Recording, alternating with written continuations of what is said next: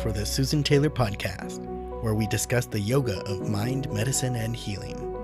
Author of Feeling Good Matters, Sexual Radiance, and the Vital Energy Program, Dr. Taylor imparts authentic knowledge and practical tools that inspire, educate, and empower us to be a healing force for positive change.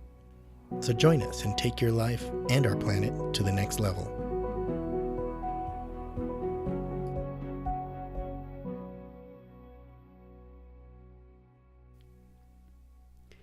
Hello and welcome to Podcast 57, Beating the Blues, Insights into Emotional Resilience.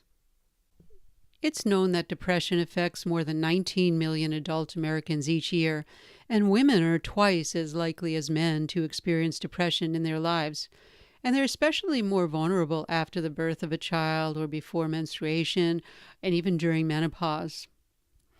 Depression takes on many forms. As we know, we can have frequent sadness, become anxious, or have an empty mood feeling, loss of interest in activities that used to provide some pleasure for us. We may experience fatigue, irritability, even social withdrawal. And we even have people that act out behavior, with family conflict, insomnia, loss of appetite, weight gain, feelings of worthlessness, hopelessness, even pessimism is a form of depression, or a symptom of, I should say. And maybe if the person is younger, they may have declining school grades or job performance, and even poor concentration. So all of these are just some different forms that may appear as just things that are happening, but they may also be the result of really being depressed. For some reason, the winter season can bring in this low mood. And for others, depression can be caused by major life changes, such as going through a divorce, major financial problems, chronic illness, death of a loved one, or even other life stresses that may be perceived stresses for you. Well, yoga science has much to offer in the field of emotional resilience. And let's get an understanding of really what that's about and some practical guidelines that may serve for us to lead a happy and healthy, lifetime. In other words, not succumbing to the depression and those emotional ups and downs. In other words, I'm saying feeling great. I wrote Feeling Good Matters. There was a reason why I had written that. And as I told some of you who were in my classes, that there was someone that I was working with, a healthcare practitioner, and she actually looked at me and said, feeling good really does matter. And I said to her, hey, can I use that title for my next book? Because feeling good really does matter. Just feeling great and grateful for our privileges that we have and to be alive is really where we want to be. And that's what Feeling Good Matters, or Feeling Great, is all about. So it might seem like a tall order, but it can actually happen.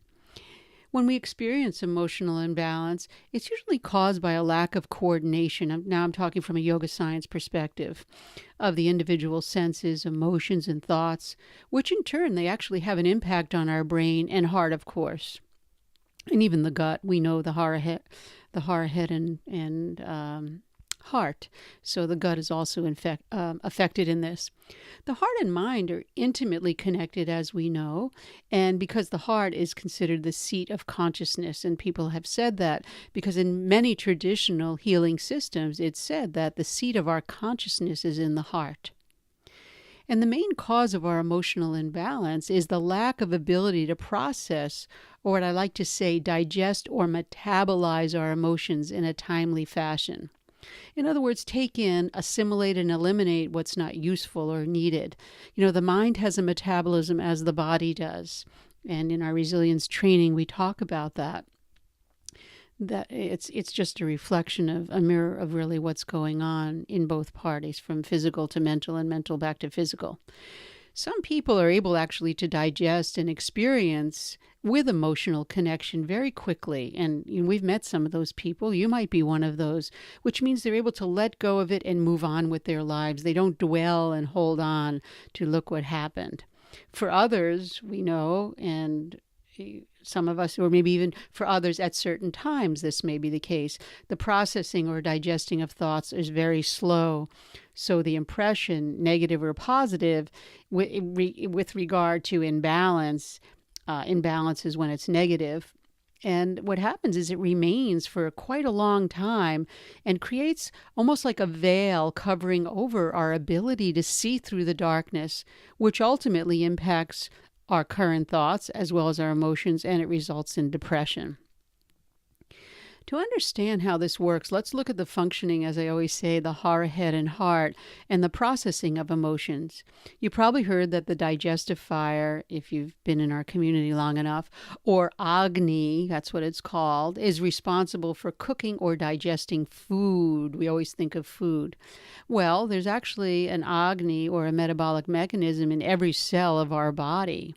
And it's responsible for digesting food and emotions, as well as thoughts and feelings. And how would that translate into a practical, classical scientific paradigm? Well, it's related to the neurohormones that are located in the gut, hara, and head. In other words, the brain and the heart also. The head, I'm thinking of the brain, and when I talk about the hara, I'm talking about the gut. The neurohormones located in the heart actually send signals to the brain to register depression or happiness or unhappiness, depending on how the individual processes an experience. And lots of those experiences are trained, but we'll get into that in a minute. But keep in mind, at the same time, the gut is also receiving input from the heart, sending its signals to the brain also.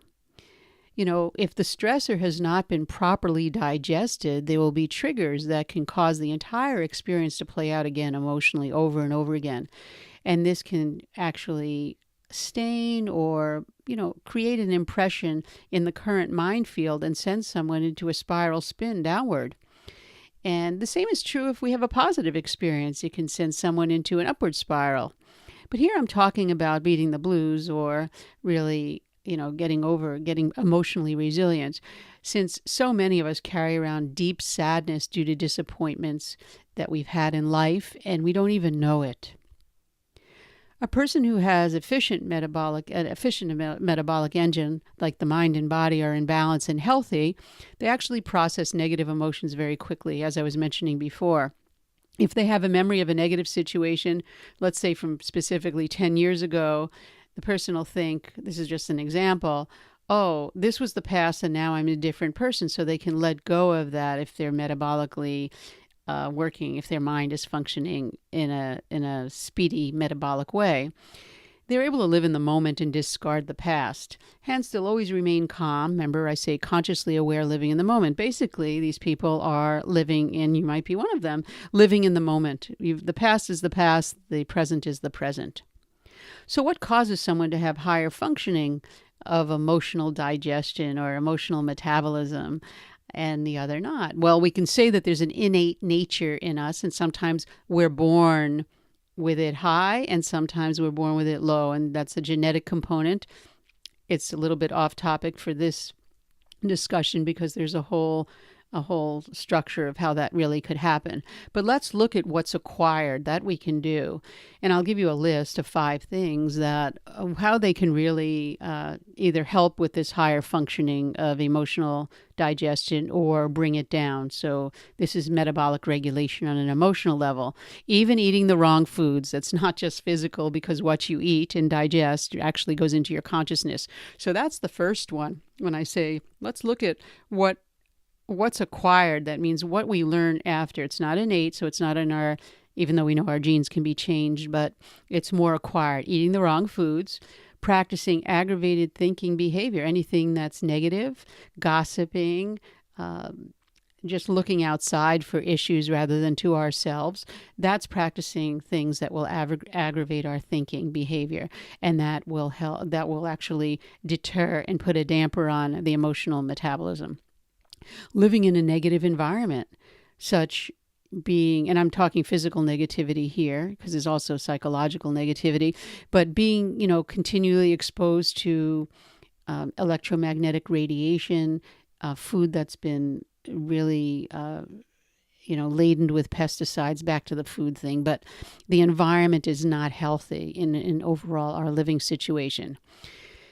How about living in a negative environment where you're being surrounded by people who are not supportive, people that are very negative? It's very toxic to the soul to be in that. It's hard to lift your own. I know people say don't let the environment affect you, but if you're living there day in and day out, it's extremely difficult to be able to lift your energy field up and be in that balanced state. And as I said, on the last one would be living, and I kind of combine that with this last one, living in a situation that's a bit harsher, not respectful of nature. So you have people, really just not respectful of and honoring what nature is all about. They may not act in favorable to the animals in the community or in their yard and things like that. That can be very harsh for some people. So the first one was eating the wrong foods. Second would be practicing aggravating thinking behavior. Third, living in a negative environment, such as being continually exposed to any kind of, it's just to say too many computer things going on, too many Wi-Fi little places around in the house. In other words, you don't have any quiet space that you can actually allow everything to quiet down. Being surrounded by people who are not supportive. And the other one, number 5, would be living in a situation that's a bit harsher, not respectful of nature. And what are some of the symptoms that your mind's metabolism may need to be upregulated a little bit? Well, for one, feeling sad or not inspired, that's a sign right there. There's something wrong, and we want to address that. Maybe even having difficulty making a decision or know what's good or not good. For example, you're in a friendship that's clearly not serving either one of you, but you just don't get out of it. You keep making excuses either for the person, for yourself, and you know that it's clearly not going anywhere, but you just stay there out of, usually it's fear or some kind of dependency, and it's serving you a paradigm that you have in your own mind of what's right and what's good for you, et cetera, et cetera. Or you can work the other way also. If you think a person's bad, but actually they're really good in a relationship. So you have difficulty discriminating what's good and not so good for you in your life.